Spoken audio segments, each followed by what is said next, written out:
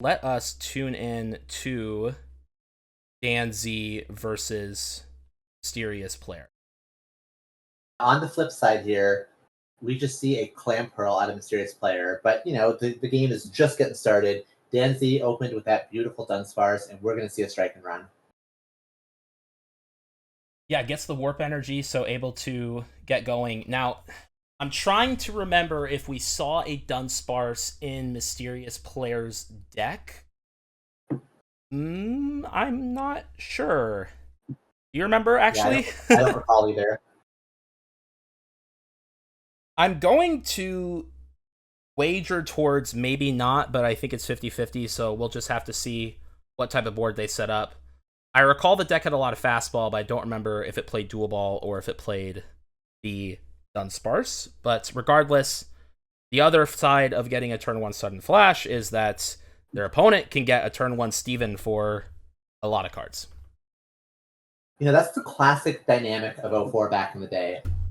Dunsparce gives you a big full bench for that strike and run, but that turns on Steven's advice. But on the flip side, a big Steven's advice could lead to a big copycat. And that was kind of the interesting balance back in the day. You're trying to limit your bench as best you can to control Steven. You're trying to limit your hand to control copycat. You're kind of trying to read your opponent, figure out what supporter they might be relying on. It's one of the things that made 04 so interesting back in the day. Absolutely. And I think we see this today as well. It's nice that these dynamics still persist in this format. I think it's part of what makes 2004 in particular so much fun to play and even to watch. Is oh my goodness, a turn 2 Delcatty, my friend. But yep, turn 2 Delcatty, turn 2 Rare Candy Blaziken with a Combuskin. DanZ is hitting the ground running, and MysteriousPlayer has Clam Pearl multi-energy pass. Now, I don't believe that Clam Pearl is threatened. We could theoretically see a lunge knockout, but I don't know if DanZ is going to even try for that and expose a Combuskin like that. Yeah, you talk about earlier. We were saying how these energy costs for these attacks, 2 for 50 on Combuskin is crazy. But I'll give you a hint, Cara. Lunge always flips tails. It's a trap. Nope, we saw a sudden flash, which always flips heads instead. But that could be the least consequential. Yep, there it is. I was going to say, that Clam Pearl could just evolve, and then there's a Gorbis, and it's no longer paralyzed. Yes. I'm honestly surprised that maybe DanZ didn't go for a strike and run there. I wonder if they're trying to... Well, they played an Oracle, didn't they? They played an Oracle, and they did not draw those cards. They did a slow Oracle. They're probably pretty low on energy so far. That was my one worry, was if Dan had the energy or not. Yep, we've only seen a warp out of them so far. They haven't hit a fire, so they probably have like a Steven's advice and maybe a fire energy on top. That's probably what they need more than anything. Speaking of Steven's advice, there's a fresh 4 cards out of MysteriousPlayer, another Clam Pearl, and now they are a little bit more stabilized. There's a Meditite as well. This is great. We've seen it on stream. We've seen it on stream. We haven't talked about Medicham.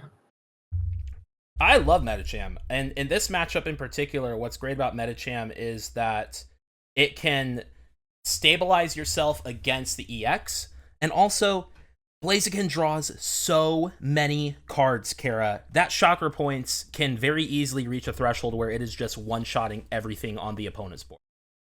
And you can lose sight of it too. You're focused so much on Gorbis, but yeah, suddenly chakra points is here to make his presence known. All right, Stun Needle, Paralysis Heads. We have seen so many 10 damage flip for paralysis attacks this tournament. And that is the other side flash, of this. We saw Stun Needle. We also saw that Blossom Miracle Powder, which, let's be honest, if that flips heads, it's going to pick paralysis 9 times out of 10. Yeah, otherwise, most of the time you're going to... That's what the attack's there for. It is kind of funny that it's an attack that looks like it has so many options, but I think anyone who plays the Pokemon trading card game enough understands that paralysis is by far the most generically strong status condition. Oh, absolutely. We had massive tournament winning decks based entirely around that concept. Oh, such as what?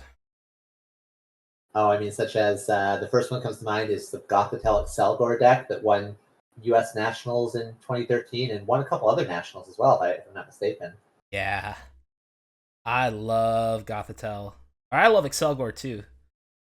Yeah, But you played Excelgor with Wapafet back in the day and expanded, I believe. yeah, you gave me the computer search I needed for that regional, even though you weren't I even there. remember You that. sent it with a friend. So Cara I continues to remember be a it. legend, always clutches it up when you need her most.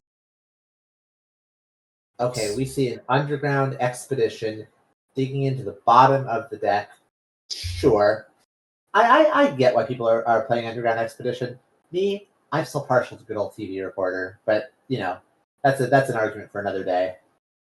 Yeah, that's one of the other deep conversations that have been held about deck building in 04 is about TV Reporter versus Underground. Some decks play both, some choose just one. For a deck like Blaziken, or sorry, for a deck like MLG, I think ultimately you just want enough draw power to continue flowing your board since you don't rely on Delcatty. So you want to play as many supporters as you can. Additionally, with heavy copies of Fastball allowing you to shuffle your deck more, the downside of Underground Expedition locking 2 cards on the bottom every time kind of gets diminished. So Oh, there is a big Mystic Water.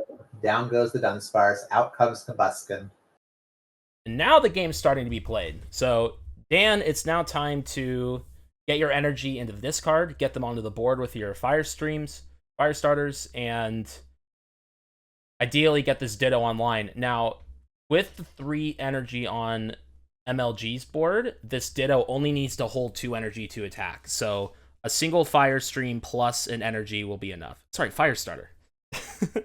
Don't know why I keep So messing it fire up. this, fire that. I don't blame you.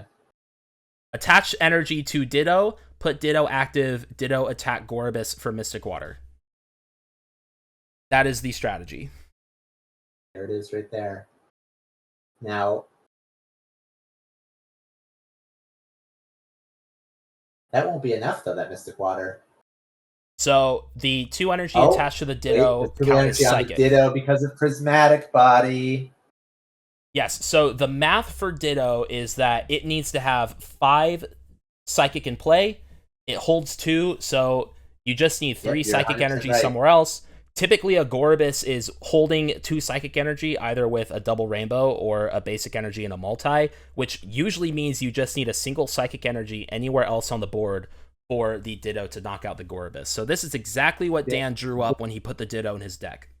DanZ showing why they're here in top 8 and I'm here in the booth, I suppose. They saw that line immediately. They didn't forget. And out comes the Ditto.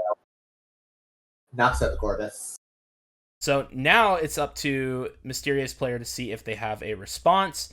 While Ditto is a great response to Gorobus, it usually goes down right away. So if there is any way for Dan to somehow get extra mileage out of this Ditto, that will be huge for the exchange happening. Oh, and we see a Desert Shaman out of MysteriousPlayer. I'm going to be honest, I don't love it. I don't want to be the one using Desert Shaman when my opponent has 2 Blaziken and 2 Delcatty in play. I mean, down goes the Ditto, but I feel like it's advantage Dan here with such a fully built board. That did seem more like a desperation move by Yeah. MLG's part, just to try to rip the energy and get things going. Now, the good news for MLG is that this Are starting. this Metacham is going to survive, but you limited your own chakra points. Dan is completely incentivized to not use energy draw right now. Just sit back, hit the Metacham, and, well, okay, he's still going to draw cards. Going up to 6 isn't bad. Honestly, if he does another, he goes up to 8. I don't blame him for doing this because we're already looking at a situation where we could see like a 2-shot world potentially with the Metacham. As long as the chakra points isn't one-shotting the Blaziken, I don't know how much Dan cares. I agree. Now, that curious, going to go down in 2 attacks. This could be a moment where you rip the warp point if you are MLG. That way, a Delcatty's not going to come up, so it has to be either the Combuskin to start softening it up, which Dan will likely try to set up an EX with it, or to start bashing into this energyless Blaziken and see if you can two-shot it before it can attack. Evan, Mysterious Player has just evolved their Clam Pearl into a Gorbis. I don't know how much I like that. Oh, if they were going to attack, it's a different story. Okay, never mind. I was going to say, if they weren't attacking with it, then they just gave up on the exoskeleton. If they are attacking, a whole different way. Yeah, get the energy in play, get it set up. Yeah, put the ball back in DanZ's court. You got to find that Ditto again, or this Gorbis is going to become a problem. Okay, so now if you are MLG, yeah, this is actually great. This is very ideal. Dan is going to need a bit here to get set up, and if he has to draw cards to get there, then the Chakra Points is threatening again.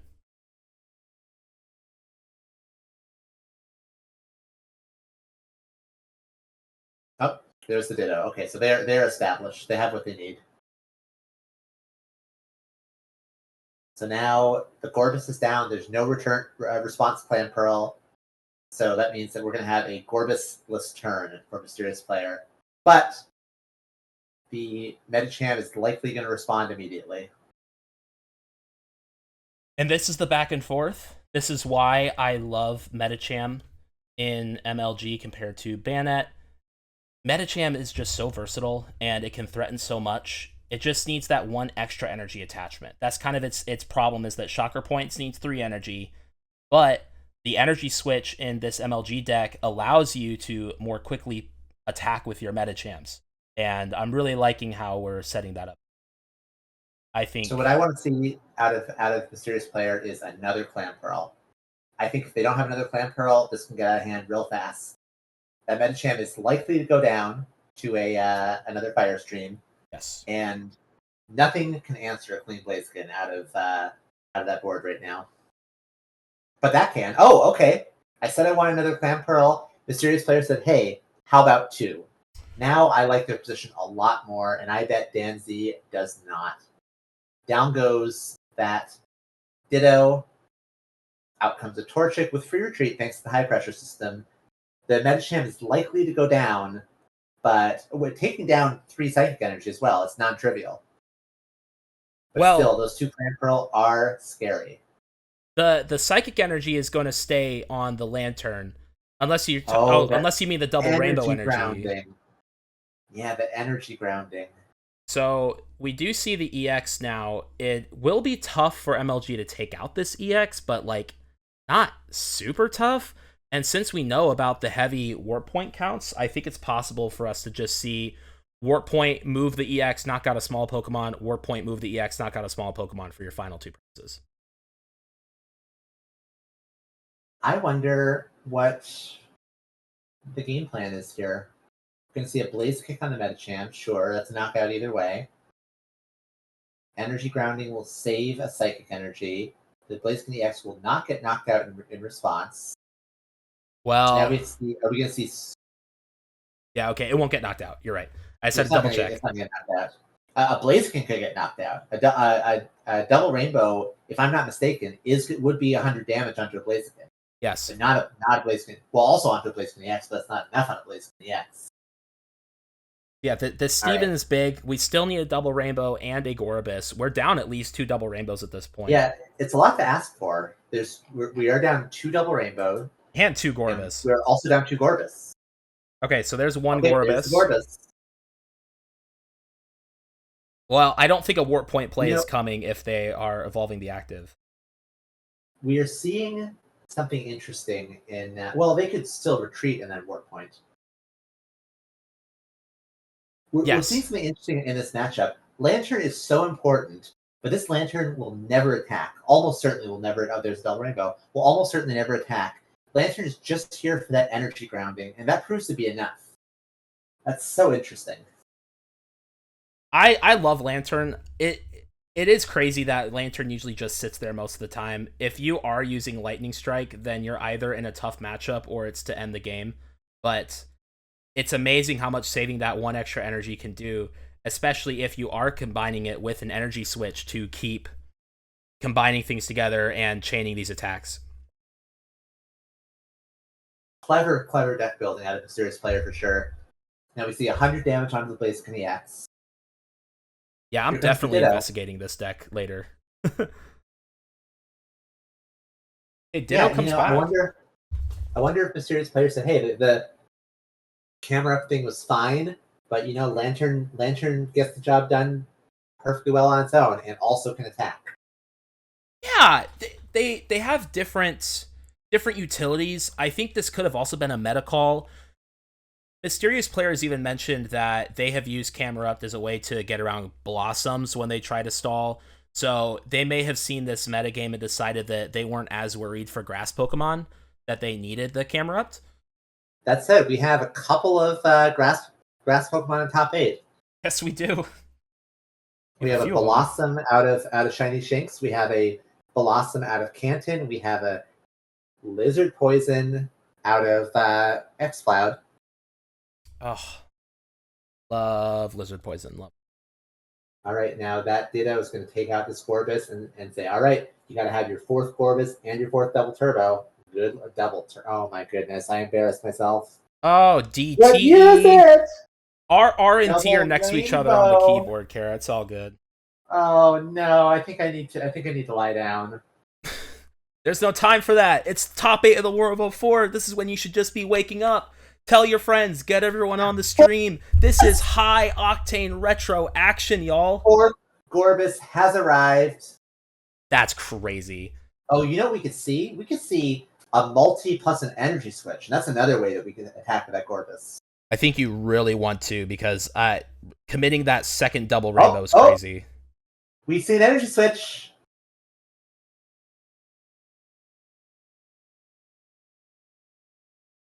All right, I think we got there. I think we're gonna see a copycat trying to hit that last that multi or a double rainbow. Hopefully the multi. There's the multi. Oh, we got there once again, but it took everything we had in the tank.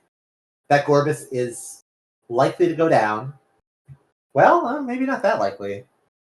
This is interesting. I mean, the volcanic ash is just there. Yeah, but there's no way you're attacking with that thing until it's taking your last prize. I'd be terrified to expose that thing with so many cards in hand. You might have no choice.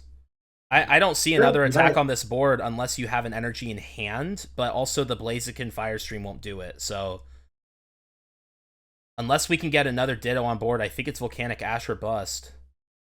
Which, I actually don't think it's that bad if this happens, because MLG has, like, no more energy on board. Well, if that Gorbis goes down, then the Lantern's going to have 2 energy again, and Energy Switch in that massive hand is live. That's true. So, I have a question. Did you see a Town Volunteers out of DanZ? Let me look. Yeah, things are going so fast. I do see a Town Volunteers in Dan's discard pile. Oh, of course, just check discard. Dan... What's it? Yeah, Town Volunteers that put back 1 Ditto, but not 2? I think that's what's happened. Dan has played 3 Ditto this game so far. So, right, and almost surely doesn't run 3 Ditto in their deck, right? No, but he might play 2 Town Volunteers. In fact, I think I'm like decently sure that his deck does, if it's the same as last year's list. Again, these lists could have changed, but there are either 0 or 1 more outs to Ditto. DanZ promoting the Delcatty with the energy. Could have... Oh, because that's the only thing that can actually retreat. They don't have a 1 retreat fire Pokemon anymore. Yes. Yeah, that's why, like, 2 cards in deck. See, okay, so yeah, MLG not playing Dunsparce is really good right now, because if they did have the Ditto, or if they had a Dunsparce on board, then DanZ could have used that friend ball he just played to go get the Ditto after a Town Volunteers. Oh. Instead, Pokemon nerds bringing that Blaziken back to full health. That's crazy. Are we going to see a Blaze Kick onto the Gorbis? I don't like that. I'm really, really scared to do that. Oh. Okay. Oh, I'm shaken. Okay, so this War point. wait. We're point first? Yeah, what are you doing here? There's the Metacham.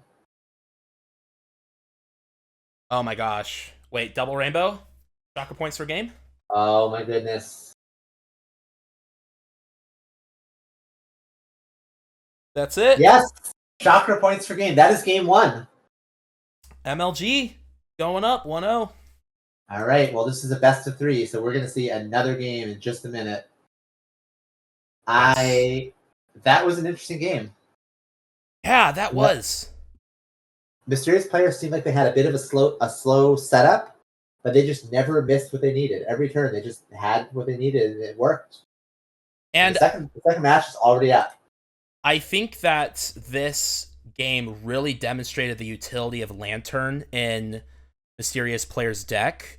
Being able to preserve those energy and then keep switching them around with Energy Switch gave them the gas they needed to take out those final crucial KOs. So that was a phenomenal showcase. It just showed what an innovation Energy Switch is in the deck. I mean, I was surprised to see it, but it's proving itself like tenfold. Now, Cara, as we get into game 2, an update from around the tournament, we already have one of our top 8 matches concluded. Oltan, the number 1 seed, undefeated with Magma, has defeated Muck 2-0 to move on to top 4. Down goes Muck, and Groudon is still live for a potential shot at a repeat. Now, the winner of this match we watch here will be going up against Magma. And right now, MLG with the initiative. Additionally, real quick, XCloud is up 1-0 against Glalie.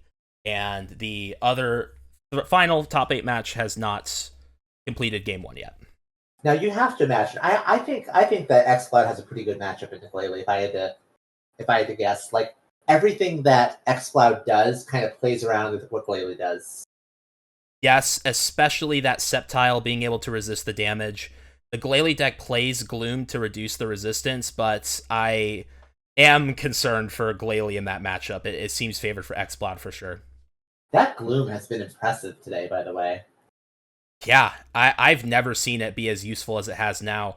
The prevalence of water attackers and then grass types to counter the water attackers, so the water decks are playing Gloom to reduce the resistance.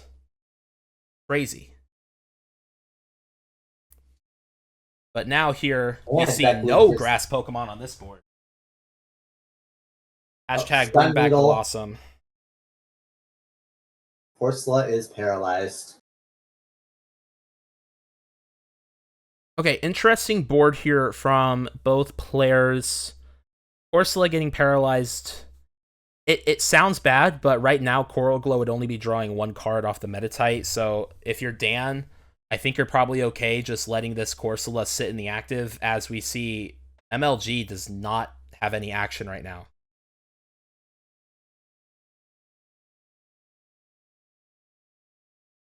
Meanwhile, we see do you see something missing on DanZ's board? How many cats are on DanZ's board right now? Yeah, I'm not hearing any meows right now. No. And DanZ does rely on those Delcatty to really get the deck flowing. Not just to draw cards, but also to turn on those fire starters by getting energy into this card. So, I mean, we didn't see that Dunsparce start out of DanZ. Oh my gosh. Now we're struggling a little bit to get Skitty. Well, meanwhile, Gorbis has gone draw Stun Needle for, I believe, 3 turns in a row now. So not ideal, not where you want to be. This is the other side. You want to be right here with 2 energy on a Ditto. Yeah. Well, so do keep in mind that there is a Warp Energy on the Ditto, so that will not count towards the Mystic Water counts later on. But yeah, this is the other side of the coin for MLG and decks that do not play the Delcatty engine and rely on supporters, is that sometimes you're just left going draw pass. This is why I'm such a big fan of Delcatty. Even as I know some people I believe Jay Horning was advocating for going Delcatty-less in some decks.